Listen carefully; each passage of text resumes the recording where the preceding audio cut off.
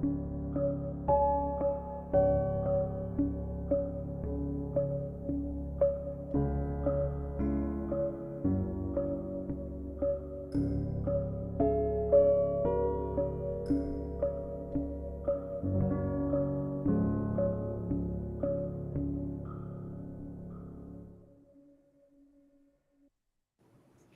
and good morning, everybody. Welcome to the Coffee Table Talks. Today we have Tynesha Cross, and we're going to be talking about a little GRC, governance, risk, and compliance. And don't do the thing where your eyes glaze over and you think it's not important. It doesn't matter, because it does. And if you hang out with us for a while, get to know Tynesha, you're going to see why, okay? It's going to make sense. Don't worry. Just sit tight. Grab a cup. Circle up. Will McCullen with Pima Community College, normally my very active co-host, is not able to join us today. He's doing something very important for the college and representing their department and their group specific to their program that they run there. So he had to go to that today instead of coming to hang out with us. He was very frantic this morning and so sweet. And he was like, I'm so sorry. I can't be two places at once. And I was like, no worries. And then I called up my good friend, Ryan. I was like, hey, Ryan, what you doing today? You want to come hang out? And he was like, do I? And so today we have Ryan Close here. Thank you, Ryan, for joining us as co-host today. You're so sweet. Always glad to be here. Love helping out the show. You're so sweet. So anyhow, without further ado, everyone, please welcome Tynesha Cross. Yay. I need one of those buttons that do like a round of applause. You know what I mean? They're like, woo, like that thing. Yeah, so, the background. Yeah, something. And apologies for the lazy dog situation and the collection of stuffies. I have another dog, if you guys haven't seen her before. She's the rough collie, and she likes to herd my children's stuffed animals and bring them to the couch. So today, instead of removing all of that, I just decided, why not? We'll just have friends. We'll have friends here today. So for those that don't know, I'm a mom, if you haven't figured that out. But anyhow, it's not about me today. It's about Tynesha. Tynesha, thank you so much for joining us. I was so excited to meet you a couple of weeks ago and nerd out with you about GRC. Good morning, Jack Hewitt and Margaret Walker. That's Meg. That's my neighbor, Meg. It's my new bestie. And Gregor. Oh, Gregor returned. Hello, Gregor. Anyhow, so the chat's going to be scrolling on the side. You guys, if you have any questions about anything that we're talking about while we're talking about it, pop them in to the YouTube, Twitch, or LinkedIn chats, and they will populate on the sidebar. Okay? If you have all of the features turned on that say that your comments can be shared across multiple platforms. If not, I'll also be checking in on the actual LinkedIn one to make sure that we don't miss your questions, and I'll post them up to Tynesha. So Tynesha, how did you get? You're such a dynamic, wonderful, fun personality. And when most people think of GRC, guess what they don't think of? They're like, this is not fun. So how did you get into your role at Match and into the space? How did that start? Yeah, so just very quickly, I'm maybe about 10 years to the space. And prior to that, I was a serial entrepreneur and just started having a burnout and was just like, okay. And every morning riding to work, I'm listening to NPR and I'm hearing cybersecurity. You know, the industry is taking off. There's not enough people in cyber to fill the positions. And it was just like pounding in my head every day.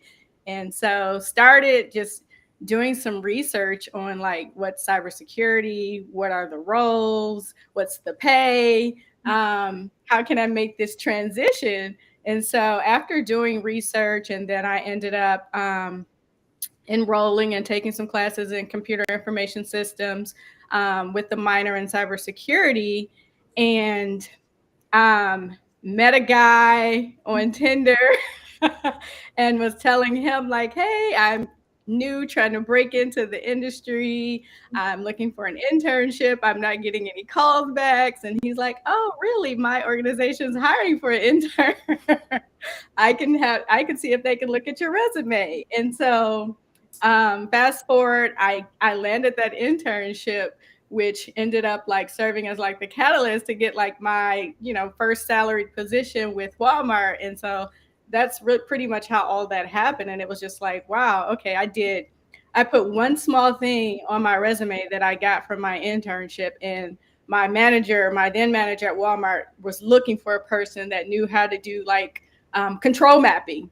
That was like the piece that he was looking for the governance team. And so, yeah, I went to like a Grace Hopper conference and started uploading my resume, and Walmart, they saw it along with a lot of other companies. I was like, wow, okay. So there really is a need. And so, yeah, that's pretty much how I landed into the industry from a Tinder date. That's cool.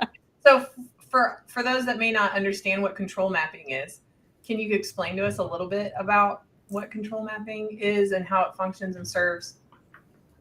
Yeah. So, for example, there are like different compliance regulations, for example, like HIPAA, to protect people's healthcare information. There's a framework, NIST framework. There's the ISO framework. And so you'll take all those controls. And so a lot of those controls have an overlap. And so what that control mapping does is it takes all those overlap controls and creates like a common control that can serve across for when companies get audited. You can take that mapping and you can assess the risk once instead of over and over and over again. So you have this really big, at the time, spreadsheet of hundreds of controls that are mapped to like a common control. But now there's technology that does all that for you. So that's pretty much what control mapping is. Very cool. I like anything that creates efficiency. Well, and bless your heart for doing it. As one who has lived in Excel hell more than once, trying to crosswalk some of this and the different terms and terminology across, how do you align ISO to NIST? They say the same thing differently, right? So, hats off to you for taking that on too. Like, as a lot of people, when they enter the cyber industry, I want to be a hacker. I want to red team. I want to do these things. Very rarely do I meet folks that actually go, I'm going to get in on the governance side. So very cool to hear the backstory. Yeah. Plus, a Tinder date. You meet a lot of interesting opportunities on Tinder. Didn't think an internship would be one, but I learned something new every day. Right. And then full circle, then I get hired at Tinder. Right. That's what I was like. I was like, wait, did you meet on Tinder or you met someone from Tinder? And even then, that's not totally clear, right? Because I think there's a secret job board. You keep swiping until now. There we go. There. Take this back to Match. Tell them that we need Tinder for dinner. Me and my wife would love Tinder for dinner. We just swipe on the restaurants we like, and when we get a match, that's where we go. Brian, we have to stop. I think we just gave away $1 billion idea about, and we're gonna have all of the recruiters murdering us. What if? Just saying. What if? And there might already be one out there. Is there? I don't know. Somebody tell me in the comments if there is. Is there like a Tinder for job seekers and hiring managers? It's not LinkedIn, right? Because you can't swipe. But can we? I feel like there's some ideation, but I'd be curious what kind of controls we'd have to put in place in order to secure something like that. I don't know. Yeah. We could at least start with the ones that are to serve the public in their, soulmate finding, right?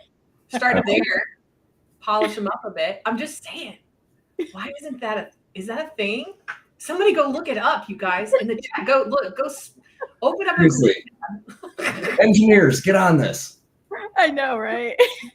I can't participate, unfortunately. So, wait. Worker or jobber? Is this? I didn't know this was a thing. No, they're now proposing titles. Oh, we can call it worker or jobber. Oh yeah.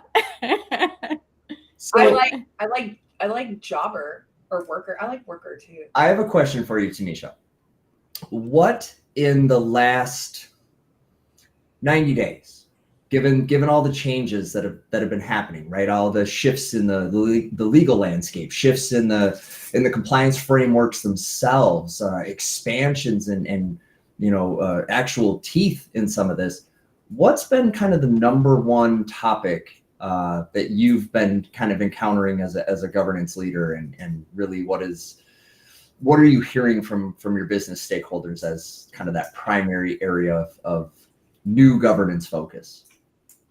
Of course, it's AI. It's artificial intelligence. It's like all day, every day.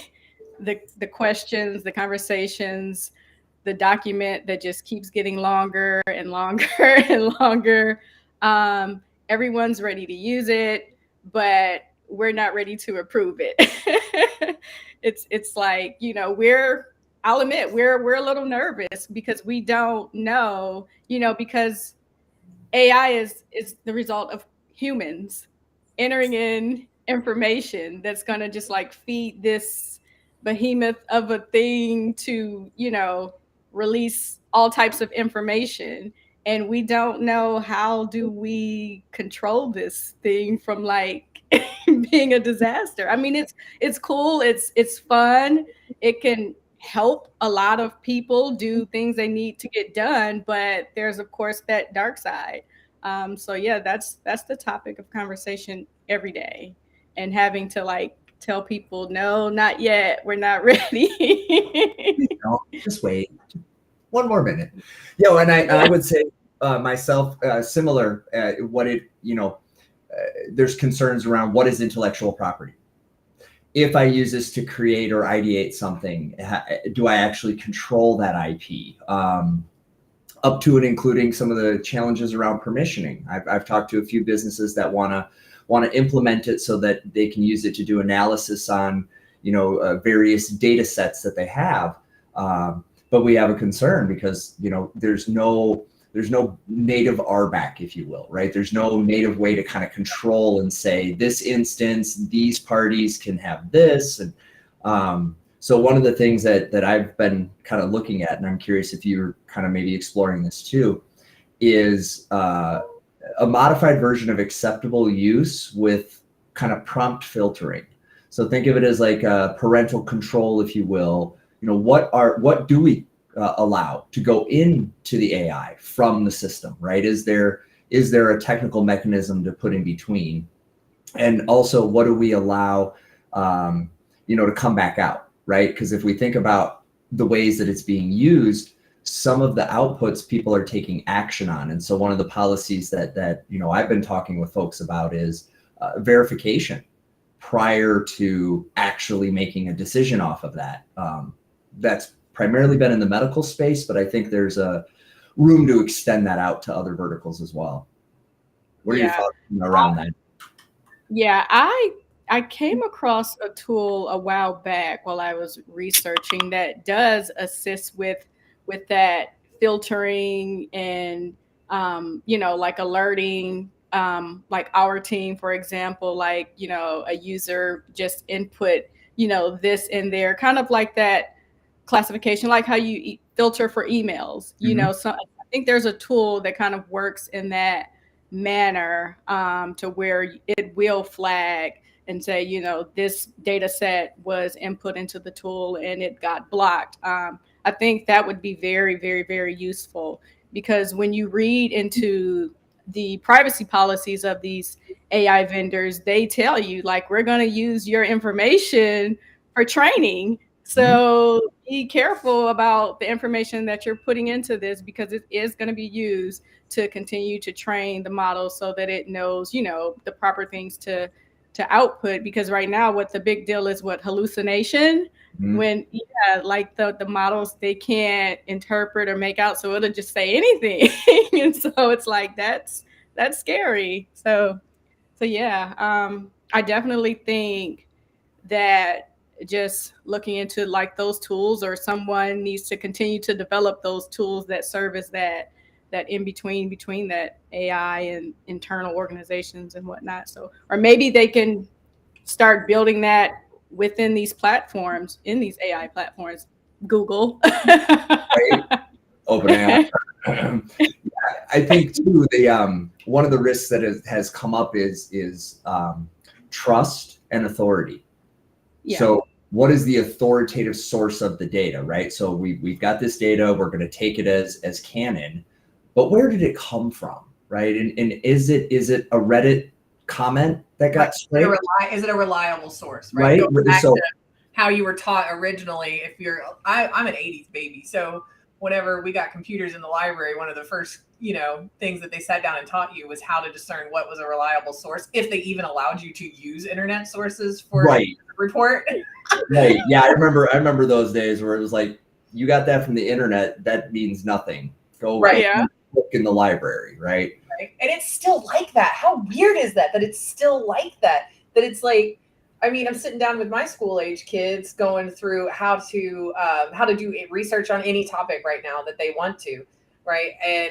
And we're, I'm helping them discern what could be classified as a reliable source, but then also digging down into, well, just because it says Dr. So-and-so said doesn't mean that Dr. So-and-so is actually a person that's real with a degree that has any experience in the field. This could be a make-believe person. It's the internet.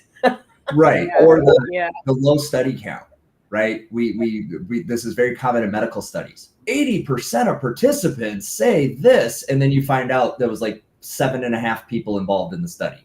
Yeah. So I think that leads to the next open question, which is trust. So once somebody who we've given that privilege of being an expert or being an authority, if they repeat stuff that comes out of this, they're now they're giving it these additional degrees of trust. And in my experience, if you get 3, maybe 4 experts down the pipe, that's the end of the conversation. That's now fact. Yeah. And so I'm just, I'm curious how you think maybe we could navigate something like that, because I see it as a function of governance, but it's also got a lot of nuance to it. So I'm just curious if there's any thoughts you have around how do we tackle that? Yeah, I think the trust is just the internet itself is an issue, and AI is just going to make it worse. I'm not sure we'll ever be able to tackle that, because it's been released, like the internet ruined that a long time ago, and AI is just going to just amplify like that misinformation. I know myself, it's going to be more of just training humans to look for authoritative sources.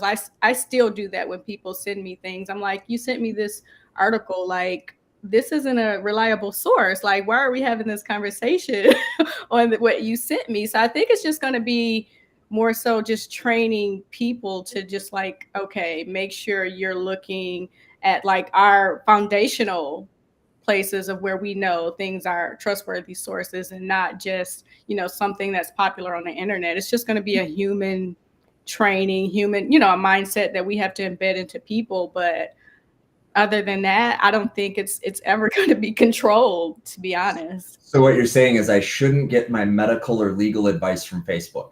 Is that what I'm hearing? Because I was pretty sure that that's where you found the experts. They're all over. I mean, 100% they know what's going on.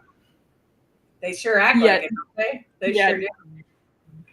I'm still, when I'm researching, my first click is always going to be like the CDC or something like that. Those government papers. Yeah. Can I get somebody that like has done this for, I don't know, a few years? It's funny you bring that up, not to side rail, but I think it's relevant. So my wife says to me yesterday, if we have to get a new doctor, we need to make sure we didn't get one that graduated during the pandemic, because they didn't get any hands-on experience. Wow. Or did they get a lot of it?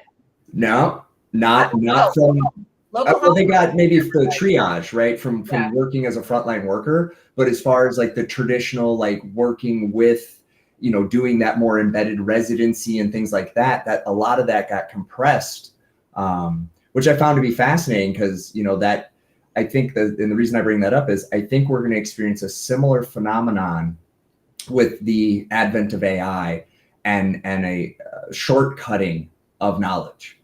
Yeah. And I think that for me, one of the bigger risks I see on a societal level is just like the drive through increased waistlines. I think the AI is going to reduce critical, thinking. It's already in short supply to begin with. Yes. So that's a concern I have, right? Is we love, as humans, we're biologically inclined to the easy button. We love that. It's actually a baked in biologic function to conserve energy. So I see rapid adoption, and if it gives you the right answer 4 times in a row, well, then it must give me the right answer every time. It doesn't. Yeah. I actually had that conversation. It's funny you mentioned that, Ryan, because so my kids are back in school, right? This is their first full week back in school. And just for a little context, my kids are in 1st, 2nd, and 3rd grade, right? So they're stair-steppy. And my 2nd grader, Mary Ellen, we're sitting down and looking over her homework, and she's got some simple math kind of worksheet that got sent home to kind of go over. And I said, baby, you didn't do this, so we need to do this together, and mommy will help you, and I'm right here with you, because she gets like anxiety about homework. She's afraid to she's a perfectionist, but I don't know why. I'm like, it's fine. If we make mistakes, we can try again. But the first thing she wanted to do was, she was like, mommy, why are we doing this? Can't I just ask Google? Yep. And you guys, I didn't have a good answer for her. Because when did they tell us, when we sat down to train our brain how to find information or sort through a problem or anything else, right? They're like, well, you need to know this because you won't always have a calculator in your pocket. Right? That was the catchphrase. But guess what? Turns out. Well, what's interesting there, though, is okay, so, but the internet has and will go down. So I think it's still, but I'll give you a dilemma. So when I was raising my kid, we'd make him we had Google, and I'd make him go to the library. Yeah. And go through the Dewey Decimal and flip through the cards. And he came home one day, and he had only been there for, I don't know, 20 minutes. I'm like, there's no way. And he's like, no, like, that thing's gone now, Dad. I just go to the computer now. There's no more, the Dewey Decimal has gone digital. And that was when I was like, ooh, where does this lead, right? Because if it's all online and there's no other source to find, then again, how do you verify that integrity and that authenticity? Is this where we start really preaching about the importance of backups? I mean, is this the flag that we're looking for? If you don't have a copy of Orwell's work on your bookshelf, you might want to get it. I do. You want me to go get it? I do. You might not find it online after a little while, starting to get a little too close to the bone. But I think it's interesting, because I do think these are the conversations, and especially given the nature of data that your organization handles, right? And the intimacy within that. And I know that, like, for example, Snap has implemented an AI I can't get rid of. And actually, I'm probably leaving the platform because their new terms of service don't sit well with my choices. And so what we're seeing is a phenomenon, though, where kids are now going to this AI before their friends, before their family. So they're having these intimate conversations as they're figuring out who they're going to be as an adult. And I would argue, since we're all just, teenagers with money hanging on for dear life, pretending we got it together and hoping nobody finds out we don't, adults are on the same journey. And so as we look at things like mental health and dating, and I just wonder if there's certain places that it's not a good idea. It's just, there's not enough benefit to outweigh the risk. Is that something you've pondered yourself as well? Yeah, it's just, I don't know. Like my 5-year-old nephew is like, he has all this information, and it's like, where did you find that out from? How do you know about what's going on in Ukraine? And like all these things about, like, how to build a computer. And he's like, oh, TikTok.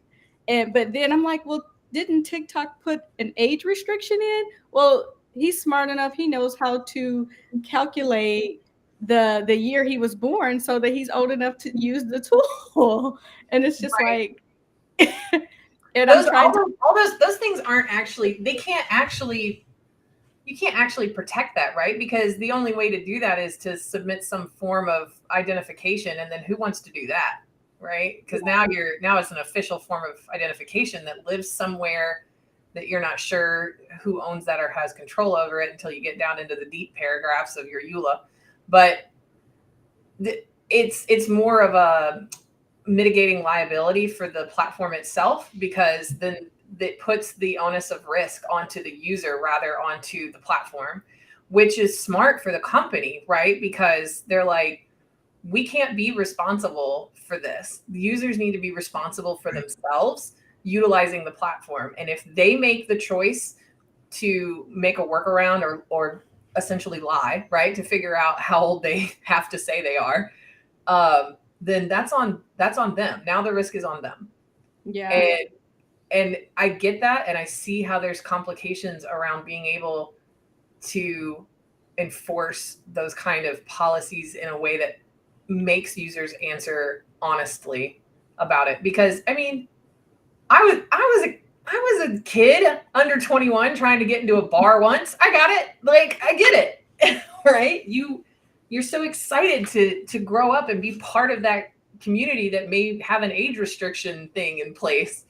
And, because you want to learn more and you thirst for that. And that's where Josh and I have really sat down with our kids and, talked about why we say things like age appropriate content. We're like, there are concepts and topics that you will get to as you get older, that if you have questions or concerns, you can come to mommy and daddy. We feel like you may not be ready for that because you don't even know how to formulate the question you want to ask.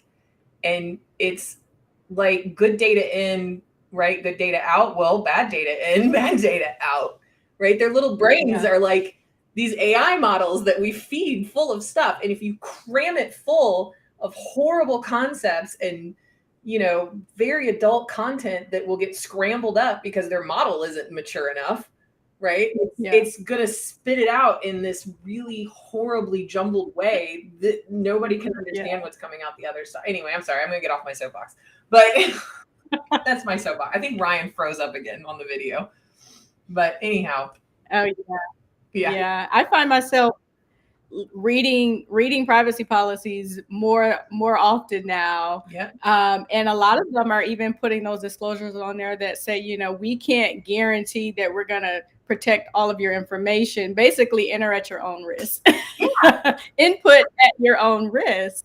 And it's like, I think that's kind of important you might want to start reading. Like, I reject every time a site pops up, I don't accept cookies. I read, or hit the configuration, necessary cookies only. Like, I don't want to be tracked. I don't want advertising being thrown at me. Right. Turn off the microphone. I mean, it's even down to like your gaming consoles. Like, my husband went and got a couple extra remotes for the gaming console that we have, and it has a microphone built into the control. And if you don't, like, it automatically is turned on when you turn the controller on, and unless you turn it off, right? So, and they'll forget, and I'm like, don't do that. Here's why. Things reset, right? So sorry about the sudden disappearance. I'm still dealing with side effects of DEF CON. I think I'm going to have to replace this machine outright.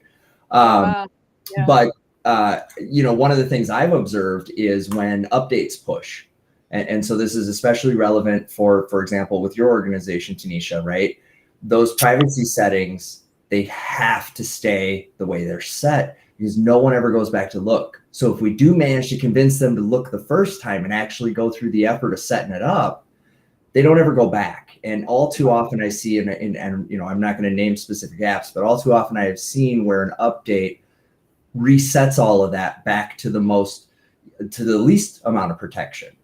And I think that that's an important thing that companies who make these apps need to really think about and say, hey, did we account for that? Do we have a mechanism in place? And if we can't, do our terms of service make it clear to the user? Does there maybe a prompt when the update happens as part of a risk reduction? Because as the legal landscape changes, we're seeing more onus pushed back to the developers of the software and the hardware.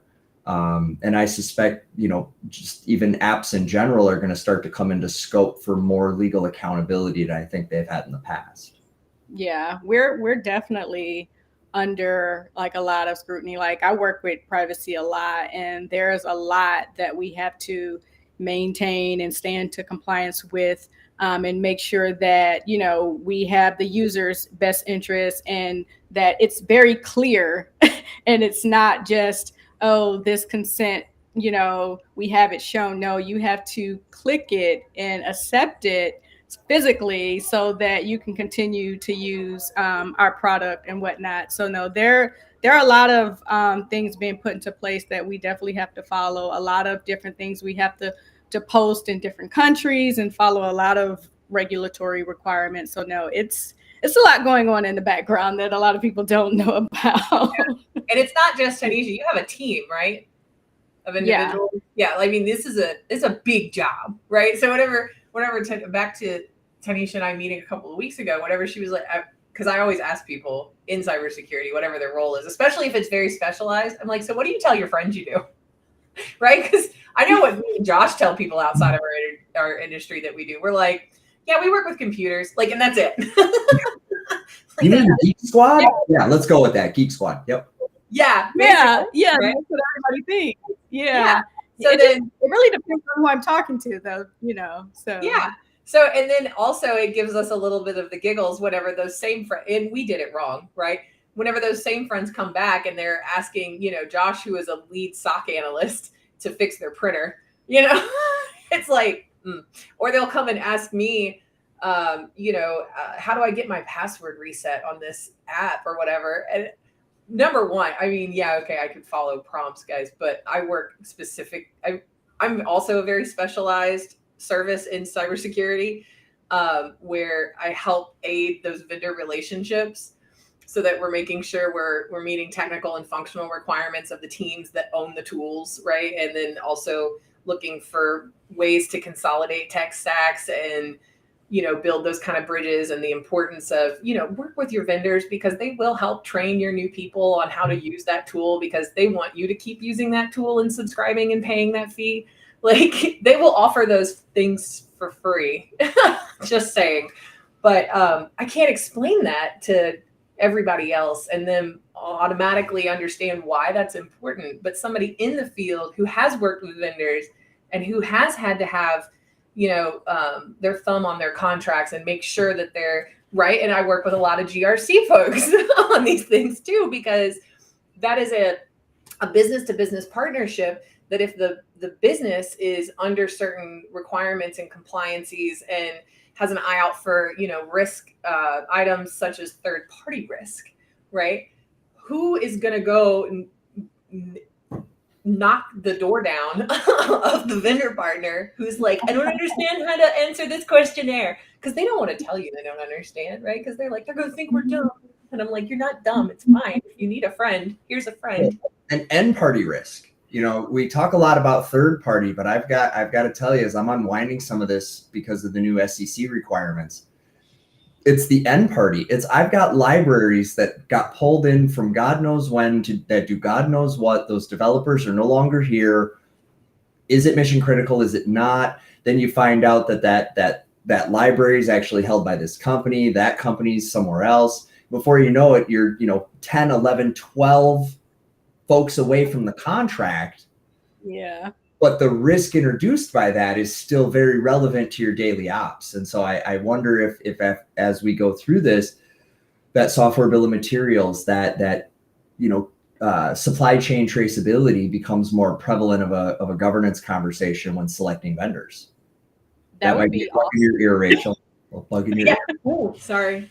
I'm already there, man. Look, I've worked with teams before where they were using a free version of some very business critical software in a partnership with a company that just really they're just best people. Good. They're good people, right? They were like, we understand that you have a need and you are unable to get, budgetary approval for this. We're going to offer you the free version for as long as you need it. I was like, you my boy, Blue. But anywho, but that version was going to have support ending soon. So that meant that they weren't going to continue to patch, update for vulnerabilities, stuff like that. And it was going to leave the business open to malicious attacks. That is a risk. That is a huge risk. Okay, we can't, no, right?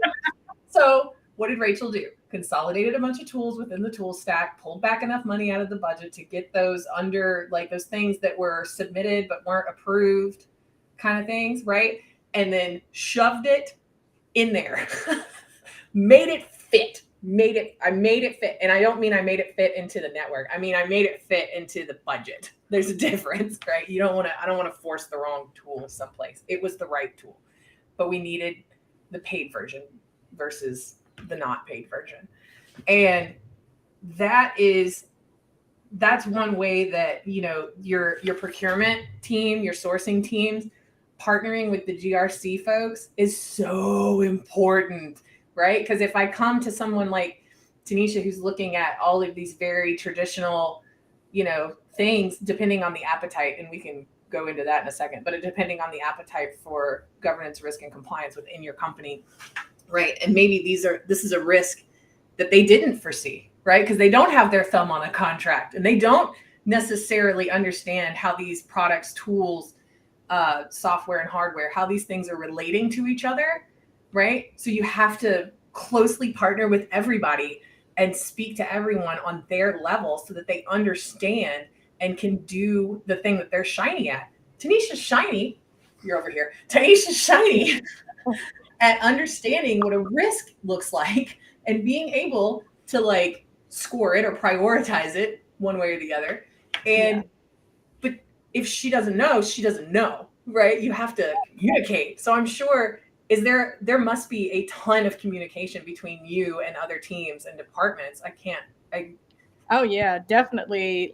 I'm always messaging my other security members on the side when I'm looking at vendors, and I'm like, hey, especially with AI, I'm like, hey, I don't understand. Can you help me understand? I don't know all the things that this vendor has capabilities for.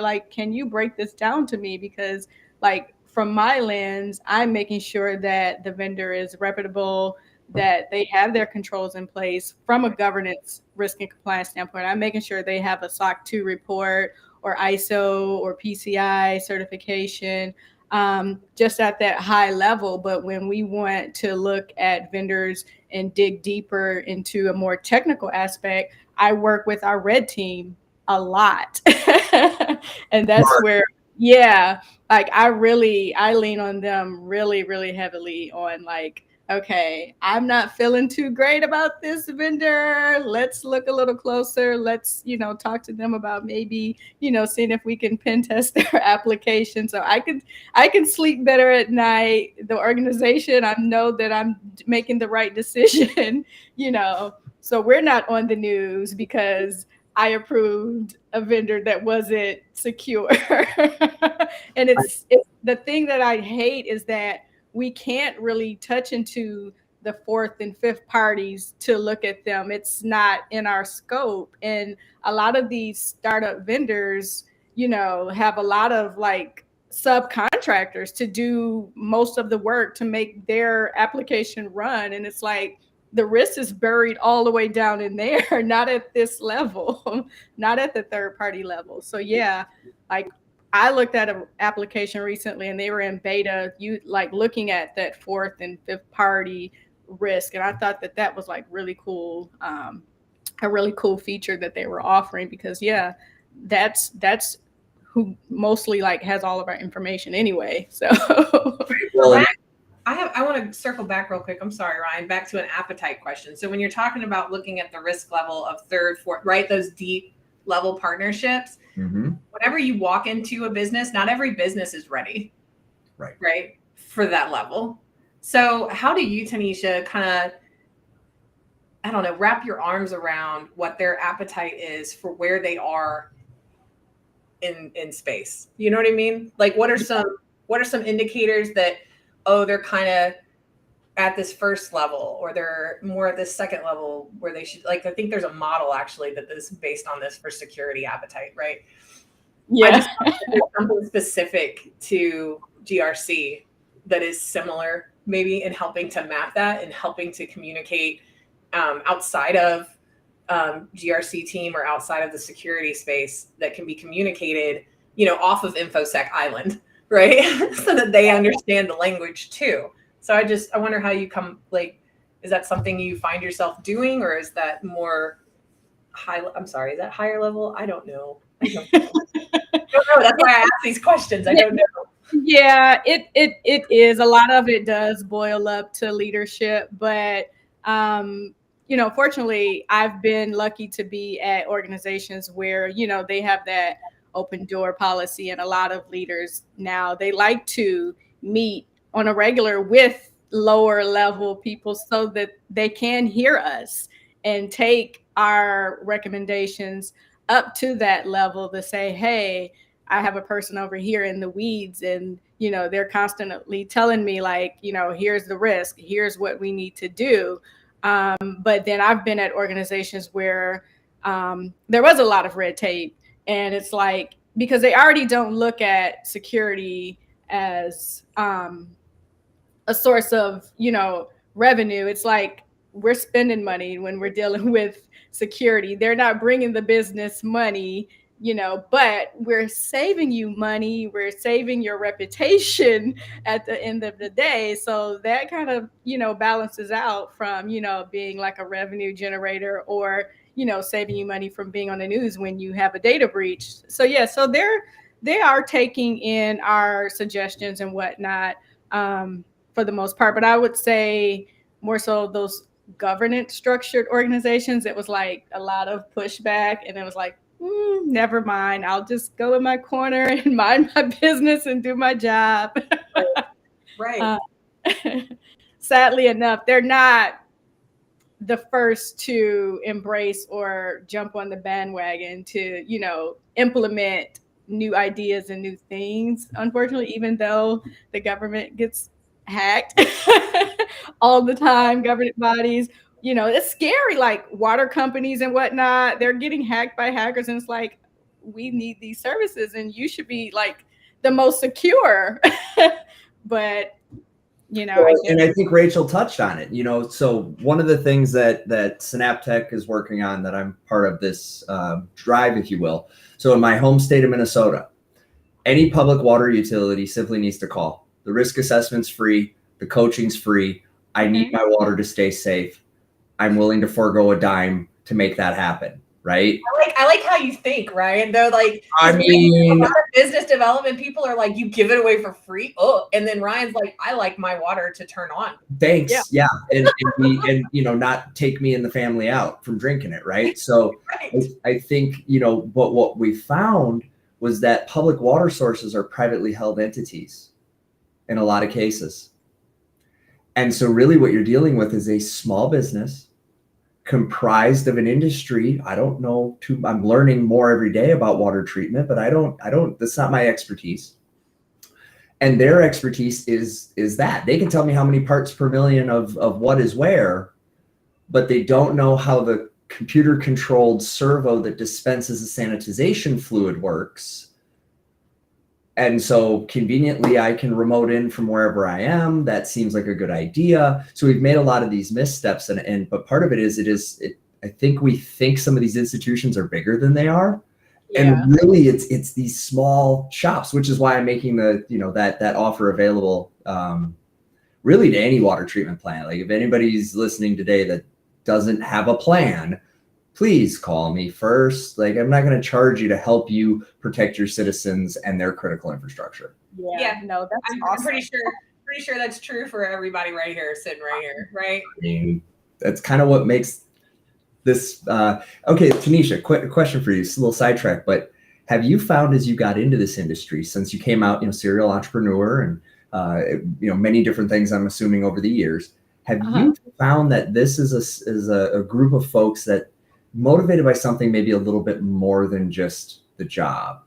Like, as a kind of a rule of thumb, the cyber community, the governance risk folks, folks that are doing this work every day, maybe a little more helpful.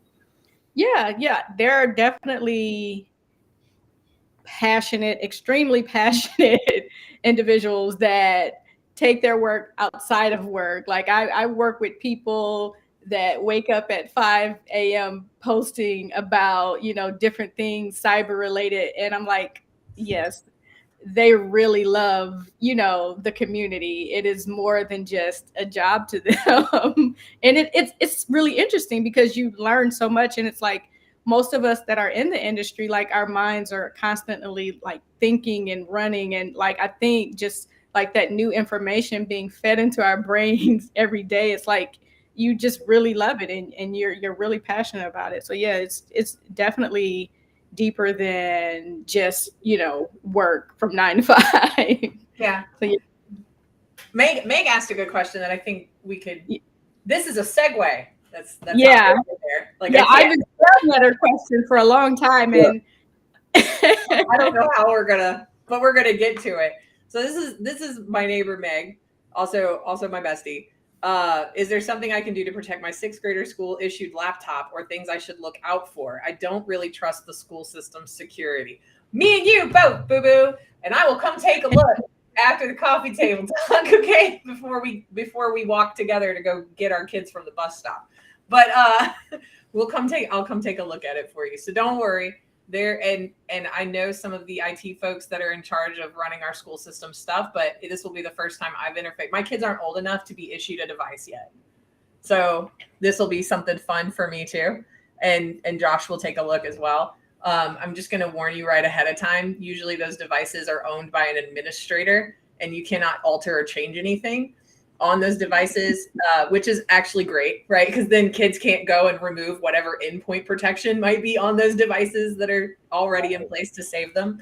But I'll be happy to walk through some stuff. Case should also know, be careful what he searches on his school device, okay? Yes. Because there's network monitoring, so that the school knows where he's going, and there's a log of that information. For those that didn't understand that, there is a that's why you see so many IT memes that are like, if I die, please erase my internet browser history, right? Right. Well, okay, so two things I want to touch on real quick. First is you can look up and should look up your student's school issued email. Often this is the first email the kids get. It's what they use to set up their fake Instagram accounts. It's what they use to set up their Snapchats to circumvent. And a lot of parents don't realize this, so they don't look. So you should look. You should go to the Have I Been Pwned. You should go see where this identity shows up. There's lots of free services. Our school system, because Case is in the same school system as my kids are. He's just at a higher grade. So our school system does communicate to the parents what that email is, and it's stapled somewhere to a high priority folder or something. Like, that's where my kids always is, and we've gone through and set it up, and I run it through checks every once in a while. Just, the other thing to look out for is blank text files that have size to them. So common, as one who has worked in and around dealing with student caused events, staff caused events, outside bad actor caused events, one of the things that the security systems they have in place don't prevent and can't really control is kids being kids. So one of the things they do to get around that is they will make a Word doc with all the text in white. And strangely enough, people it's empty and they move on. They don't, why is it empty at 1.5 megabytes of content? Yeah. Or they make it the smallest size possible. Or the super small font, right? But I think it's having a conversation with your kid and being involved and letting them know, hey, this is a triangle of responsibility here. We're going to manage risk as a group. School's got a role to play. Parents have got a role to play. But you as the individual consumer and user of this digital life also have a role to play. And so I'll say this, and then, Tynesha, I definitely want your thoughts here, but it's that digital birds and bees conversation. Yeah.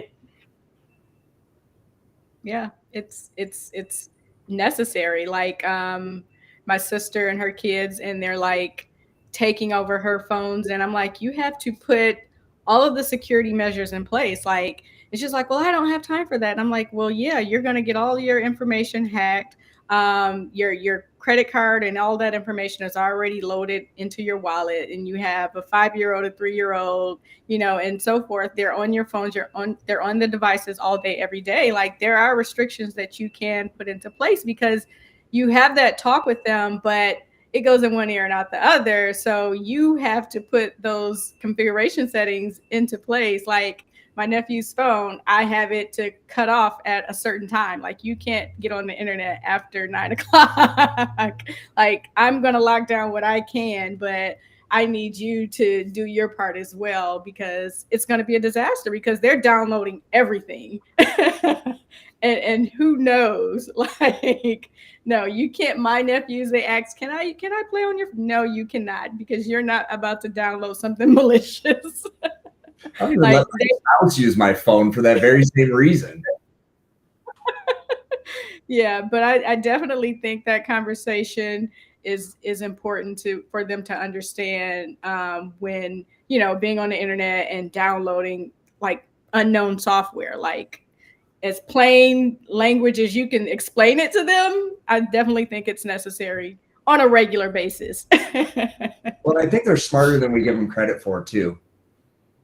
I really do. I think the kids, they're way savvier at this. Oh yeah. I think we give them credit for, they're only 7. They couldn't figure this. I know 7-year-olds that can explain how a proxy server works. Yeah. Yeah. My kids are some of those kids. You got a special bunch. They're special. They are dangerously smart. And the reason why they're dangerously smart is because they understand the concepts very quickly. They know how to navigate the devices very quickly. They understand how those devices all have, like, and it doesn't matter. It's not just that they're really good at their iPad or they're really good at their Android tablet or they're really good at mom's phone. Like, no, one of my kids one day decided that they wanted to watch YouTube, which they are not allowed to watch YouTube. And they were going to do it from my phone. So what did they do? They woke up at the booty crack of dawn and got my phone. And then my hand was hanging over the bed just a little bit. And they pushed my thumb onto it.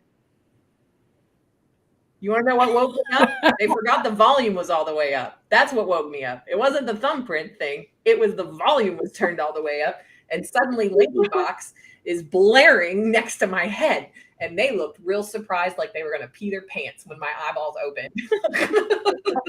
It was interesting. No, they know how to get around it. Absolutely. Yeah. Yeah, they do. And they're very quick about it because they're kids and they just, they don't understand that there's a risk of anything. They just know that they want to get across the street because that's where their friend is, right? They're not going to, if they see their friend waving at them from the yard across the busy road, they're just going to run beeline straight forward because blinders, right? There's the thing I want, and I know how to get there. Like, that's it. Yeah. And then they get, run over by a Mack truck. That's not okay. Nobody wants that. I'm sorry if I painted that visual for a lot of folks just now, but how much semi-traffic you got in your neighborhood? Shoot. That's how my brain works. It's not that bad until school lets out, because we're in a neighborhood where there are 2 elementary schools. Like, you don't have to leave my neighborhood to get there. 2 elementary schools and the high school. So our road right here between like 2:20 and 3 p.m. is like teenagers. I've become that old that now I'm like, teenagers. But teenagers are racing down my road, and it's like, the speed limit's like 25 miles per hour. And I'm like, you're definitely going 40. And I'm definitely becoming a cranky old woman. I don't like you. Because my kids have to walk from the bus stop. And you make me very nervous. Because I know. Question for you, Tynesha, as we're getting close to the hour here.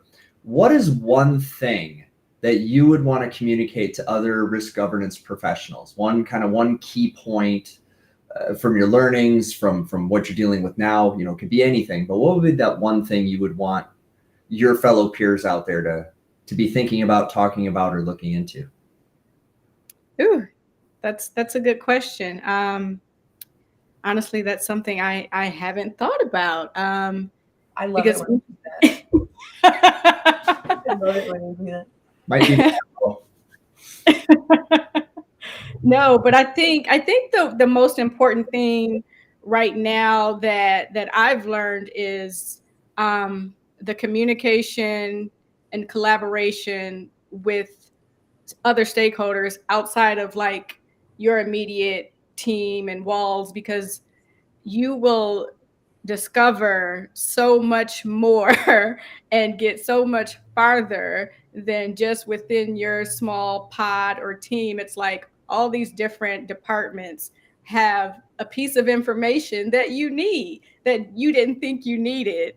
And that's how everything kind of like all comes together, because it's one big puzzle. And like my main focus now is vendor management, third party vendor management. And it's not just, security, it's legal, it's HR, it's procurement, it's, product, it's all these different departments that make my job easier. So I've learned to like communicate with all of those people outside of my core group, and it helps so much. It's like connecting the dots, and it's like the light bulb goes off and it's like, oh wow, I didn't even think to reach out to those people. So yeah.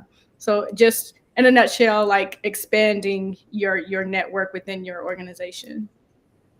I love that answer. I'm a huge proponent of actually, I'm giving a talk here in a couple of weeks called Accelerating Your Security Program Through Cooperation. Mm-hmm. Right. I really do think, I absolutely love it. I think that's super sound advice. Yeah.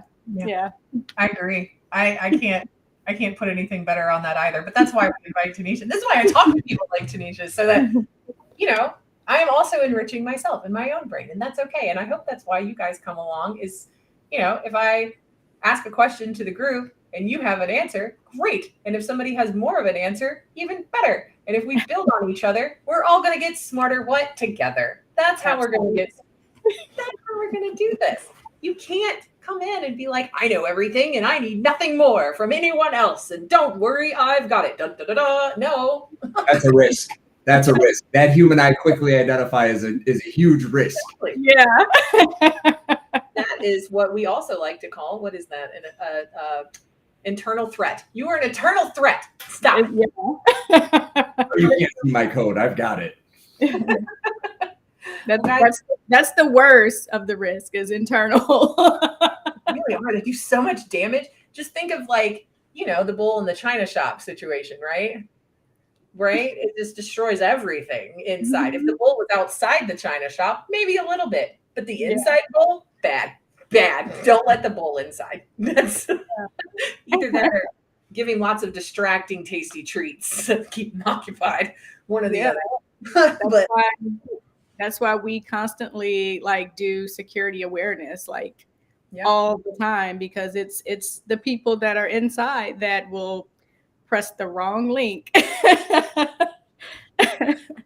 it's because they just want to do good, right? When their CEO is like, I'm in a meeting and I can't get there. Can you give me $150 gift cards from Amazon and send me pictures of them? Thanks. I want to give them away to everybody in the company, right? That person, to everybody else that is been working in the industry for a long time, you're all like screaming at your monitors right now. I can hear you collectively going, no, and I know somebody that did it, and blah, like I know, I hear you. It's the universe talking to me.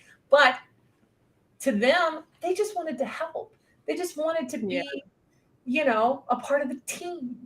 And the malicious actor knew that. And they did it anyway. So they clicked all the things and they bought stuff on the company card, and now they've made a big error, and they've learned their lesson the hard way.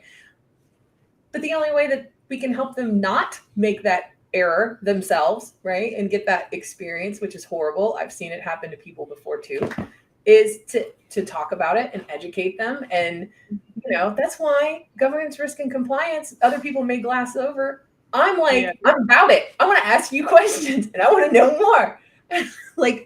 We're like the business side of security for the organization, because we sit as that in between of the super tech people who may be in like the SOC, and and then we have the people that are creative, and so we have to sit in between and merge the two and be like that interpreter of both sides, so our role is pretty important. It is. It's super important. You're like this awesome bridge and connector. It's you know, I love it. I love it. I love you for coming on and hanging out with us today. Ryan, thank you so much. By the way, we miss you, Will. We hope you had fun at college day, hanging out with your leadership over there.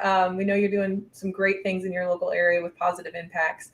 And thank you to our beautiful, wonderful audience that joins us every week. You guys are the best. You're the reason why we're here and why we do this. And we hope some of this resonates with you today. Feel free to reach out to myself, connect if we're not already connected. Also, Ryan as well. You can find him at Ryan Cloutier, spelled just the way he's put there on his nameplate. And then I've got a fancy QR code that you can just grab right there, and it'll take you straight to Tynesha's LinkedIn page. And you can reach out and connect. I have to get that code. You better keep that up for a second. I'm keeping it there. You can go back and watch this and pause it. You got to do it live in real time. Here we go. Isn't it crazy how QR codes made a comeback? I mean, that might be what's wrong with my firmware right now, but we'll figure that out later. Yeah, so, that's the new thing right now, the risk of scanning QR codes. Well, and you want another one? Here's another one. There you go. You can also subscribe to the YouTube. Don't worry, I check these out, guys. It's me. I'm a reliable. Yeah. You can trust worst over here. As I'm yelling at everybody else about, don't trust that. And I'm like, here's something you can scan mine. Yeah, don't click anything, but you need to click to download this. Right. I have a bunch. That's why I talk about them before I just pop them up so that you know I actually did validate. But that's the second one is the company I'm aligned with, Secure Nation. We're a small boutique reseller out of Louisiana. We're your best friend ever. Anywho, for more coffee table talks, this is a great place to go and follow the page so that you get notified via LinkedIn. That's the whole point of having that one up there. That one. Wait, that one over there. And then, of course, if anybody needs to grab Tynesha's again. Yeah, right. I always screw that up because I don't mirror it. I flip it so that if there's words in the background or somewhere, there you go. Yeah, see, it's hard to do, right? That's a skill. That's a talent to be able to do that. All right, you guys. You all have a great, fantastic weekend. We'll be on next week, same bat time, same bat channel. And y'all be good to each other. Thank you for circling up and grabbing a cup. We'll see you next time. Bye. See you, everybody.